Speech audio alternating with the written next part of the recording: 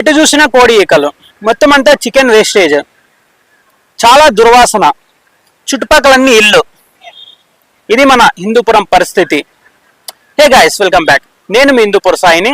ప్రస్తుతం వచ్చేసి నేను సదాశివ నగర్ నుంచి ఇటు సైడ్కి అయితే ఉన్నాను, కట్టపైన.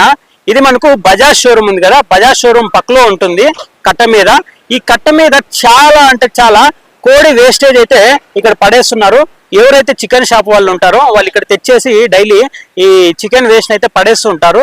దయచేసి ఇలా చికెన్ వేస్ట్ ని మీరు పారేయకండి ఇక్కడ, ఎందుకంటే చుట్టుపక్కల చాలా ఇల్లు ఉన్నాయి, వాళ్ళకు చాలా దుర్వాసన వస్తుంది. అలానే దీనివల్ల చాలా రోగాలు కూడా వస్తున్నాయి అన్నమాట జనాలకి.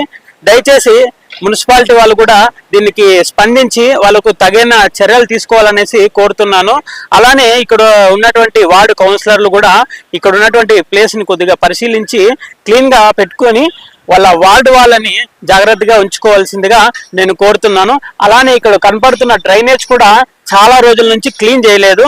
తప్పకుండా మున్సిపాలిటీ వాళ్ళు దీని మీద కొద్దిగా ఫోకస్ పెట్టి ఇక్కడ ఉన్నటువంటి కోడికి సంబంధించి వేస్టేజ్ ని అలానే ఆ డ్రైనేజ్ ని మొత్తం ఇక్కడున్న పరిసరాలన్నిటిని శుభ్రంగా పెట్టి ఇక్కడున్న వాళ్ళని కొద్దిగా రక్షించాలనేసి నేను కోరుతున్నాను.